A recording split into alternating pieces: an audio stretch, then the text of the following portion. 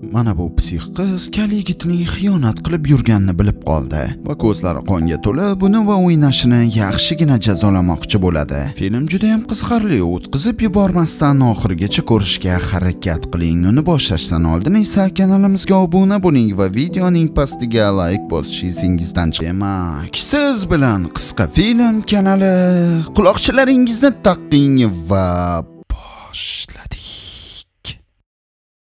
Tanishib oling, Kevin ismli erkak. Kal o'rtog'imiz yaqin soniyalarda o'ziga keldi va qo'llari bog'liq holdaligini ko'radi. Uning yonida esa sevgan qizi Sedi bor edi. Qiz unga telefondan diqqatliroq bo'lishi va yozishgan SMS-larni vaqtida o'chirish kerak bo'lganligini aytdi. Chunki qiz ularni o'qib, Kaljonning xiyonati haqida bilib qolgandi-da.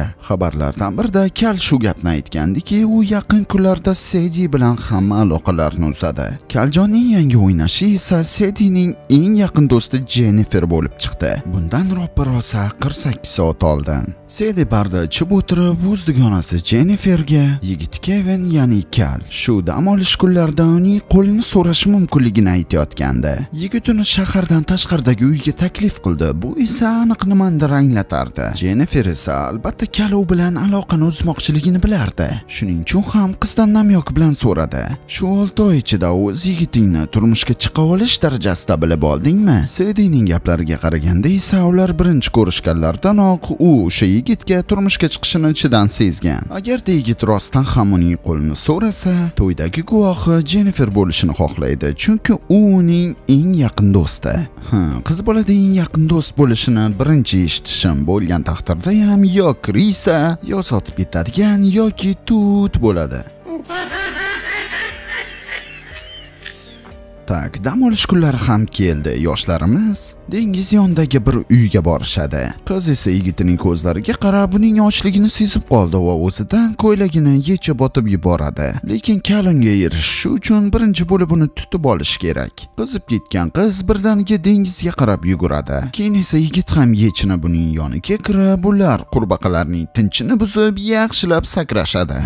Voy bля!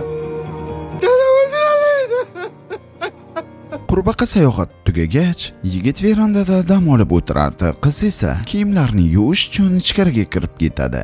Xuddi o'sha yerda u Jenniferdan yigitining telefoniga kelgan sevgi maktublarini o'qib qoladi. Jahli chiqqan qiz ichib-chakib xonaga qaytib kiradi va sekin-asta yigitiga boshqa narsa qilayotgandek o'zini ko'rsatib, uning ishtonini yecha boshlaydi. Keyin esa balonchik orqali uning ko'zlariga sepib, uning boshiga juda ham qattiq uradi. Shuni yo'qotgan yigit esa qo'llari bog'langan holatda o'ziga keldi. Qichima qiz undan homilador bo'lib qolganligini tan oladi. Kal esa uning eng yaqin dugonasini g'izillatib yuribdi. Shuning uchun ham Sedida ular ikkisidan ham qanday qilib qasos olish uchun ajoyib bir fikr bor. Qiz Kalning telefonidan Jenniferga SMS yozadi. Xuddi yigit Sedidan bo'shab uni yoniga chaqirayotgandek. Qichima Jennifer ham bunga birdaniga rozi bo'ldi. Shundan so'ng Sedi erkakka tinchlantiradigan dori beradi va uni kravatga bog'lab qo'yib, Jenniferning kelishini yashirinib kutardi. Va nihoyat Jennifer ham keladi va erkakning ustiga o'tirib, Sedining tuzog'iga o'z xohishi bilan tushdi. Sedi mikrovolnovka olib keladi va u orqali qizni qovurishini aytadi. Agarda erkak Jenniferning marojnisini yaxshilab moyka qilmasa, bu vaqtda esa hamma yaqin atrofdagi politsiya mahkamalariga qamoqdan ashaddiy jinoyatchi qochganligi haqida xabar yetkazishdi. Sedi esa juftlikni stolga bog'lab qo'yib, uni qanday qilib jinnixonada davolashganligini aytib berdi. Uning fikricha u jinnixonaga nohaq tushib qolgandi va aynan o'sha jinnixonaga tushib, uning krishasi nabarot ketib qoldi. U esa juftlikka elektr tokini ulab, ularga shu haqida gapirib berardi. Shu payt to'satdan uyga kimdir kelib qoladi. Qiz esa juftlik ovoz chiqarmasligi uchun ularning og'ziga latta tiqib, elektr tokini ulab eshikka qarab yo'l oladi. Kelgan odam esa Kevinning qo'shnisi edi. U erkakning mashinasini ko'rib, bu uyda deb o'ylab unga shirinlik olib kelgandi. Bu vaqtda esa erkak o'z qo'lini yechishga muvaffaq bo'ladi. Erkak Jenniferga uning xonasida pistolet yashirilganligi va uning yoniga borishini aytadi. Kevin tepaga chiqadi va pistoletini olaman deganda, uning orqasidan Sedi pistolet bilan paydo bo'ladi. Qiz erkakni stolga bog'lab qo'yadi va pastga Jenniferning yoniga qistirgich bilan tushadi.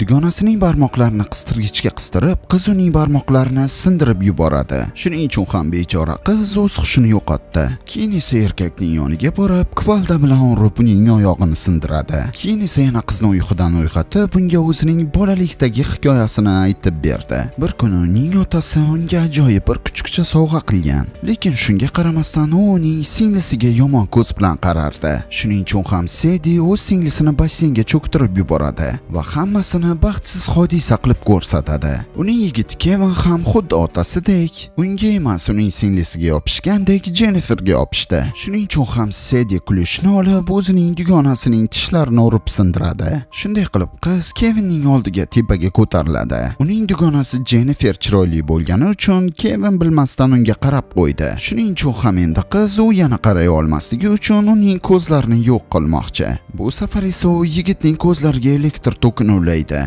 Keyin esa u dars olib bo'ldi deb pastga qizning yoniga benzin kanistri bilan tushadi. Sedining gaplariga ko'ra ular dengiz bo'yiga aylanib kelishadi. Sedi Jenniferga pistolet tirab asta-sekin dengizning bo'yiga olib boradi. Keyin esa asta-sekin qayiqning motorini o't oldirguncha Jennifer shu sirlilik qilib uning orqasidan suyak bilan uradi va qochib ketadi. Yuragida katta umidlar bilan qiz asta-sekin yo'lga qarab qochib borardi. Uzoqdan bir mashina ko'rindi, lekin uning ichida Sedi edi.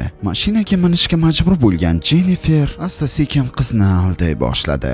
U Sediga qarab, "Men aslida seni sevardim. Shuning uchun ham Kevin bilan asta-sekin yaqinlashishga harakat qilganman" deydi. Va asta-sekin Sediga qarab yaqinlashib kela boshlaydi va undan bo'sa oladi. Keyin esa to'satdan uning diqqat qochganligini ko'rib, o'zini mashinadan otib yubordi. O'z dugonasi aldaganini bilib qolgan Sedi juda ham jahli chiqadi va qizni bo'g'ib o'ldirmoqchi bo'ldi, lekin uning qo'lidan kelmadi. Shunda u mashinasiga borib, bu yerdan balon kulchini oladi.